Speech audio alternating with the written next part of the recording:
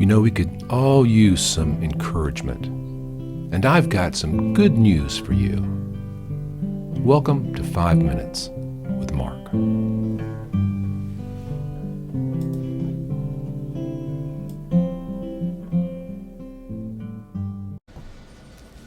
Well, greetings, friends. Welcome back to 5 Minutes with Mark. We're picking up Gospel of Mark, chapter 15, verse 1.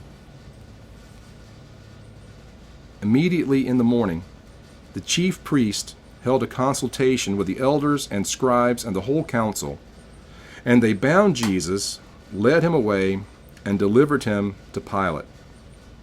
Then Pilate asked him, "Are you the king of the Jews?" He answered and said to him, "It is as you say." And the chief priest accused him of many things, but he answered nothing. Then Pilate asked him again, saying, "Do you answer nothing? See how many things they testify against you." But Jesus still answered nothing, so that Pilate marveled. All right.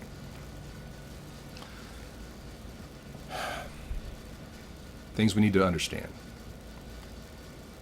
Pilate is the Roman governor of the Roman province of Palestine. He is a military governor. He has absolute, ultimate authority over everyone in his area.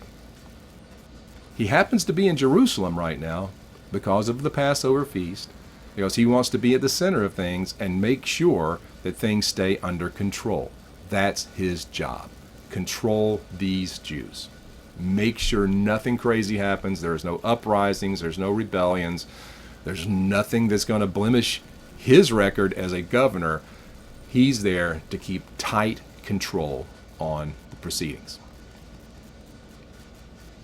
I'm sure the military was beefed up. He brought in reserves from around the area. Jerusalem was filled with soldiers for the Passover because it's filled with people from all over who've come for the Passover feast. The high priest and the council of elders, scribes, bring this man to him. He's bruised. He's beaten pretty good because, remember, they were spitting on him and beating him with the palm of their hand. They were just slapping him around. So he's probably not looking his best. They bring him in and they say, "This man is an insurrectionist. He deserves death. We want you to kill him." Pilate says, "Why? Why would I do that?" They say, "Well, because he claims to be the king of the Jews." That was what they used to push Pilate in their direction. He's claiming to be the king of the Jews. He's essentially setting himself up in direct opposition to the Roman government.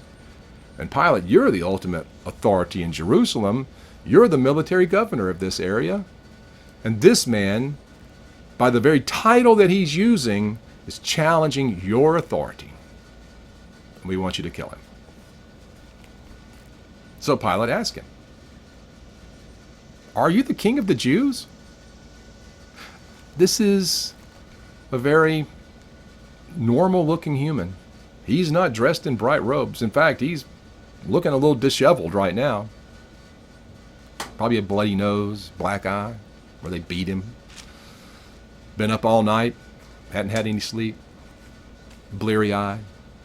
His humanity is really coming out at this point. Pilate says, "Are you the king of the Jews?" I mean, read it for what it is.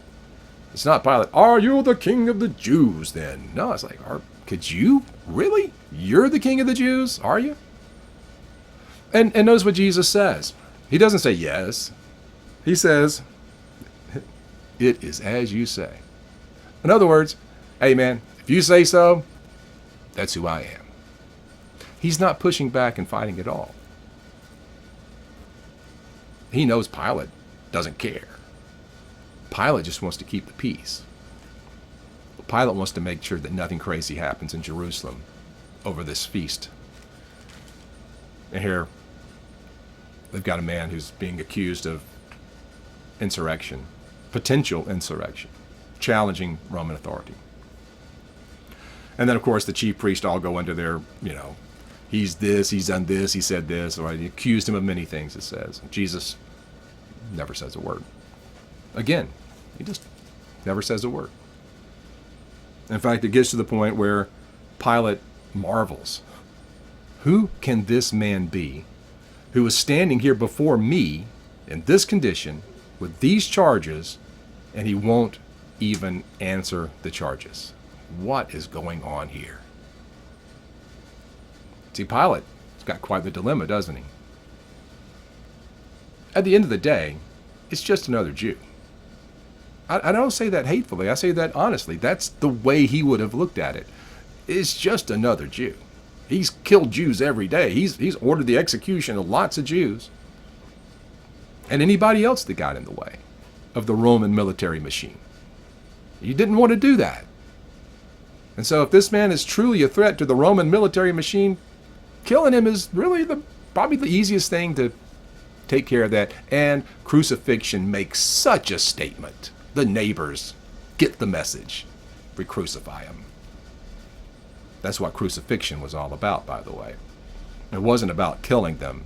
It was about killing them in such a way that everyone else who saw it said to themselves, well, I don't want to go like that, so whatever he did, I won't do it. It was a power control technique from the most powerful military force the planet has probably ever seen. And it was effective. The peace of Rome existed for a reason. And the chief priests are telling Pilate, this man is a threat to that peace. Are you the king of the Jews? If you say so. Don't go anywhere. It gets worse. See you next time. Hey friends, I'm so glad that you're enjoying this Bible study. And I hope that you'll like it and that you'll share it with others, either by word of mouth or forward the link that's here. Make sure we get the good news of Jesus out to as many people as we can, and hopefully this is a way that's engaging, entertaining, and encouraging along the way. It really is good news. And if you want to know more about me, check out my website, theeclecticmonk.com. See you soon.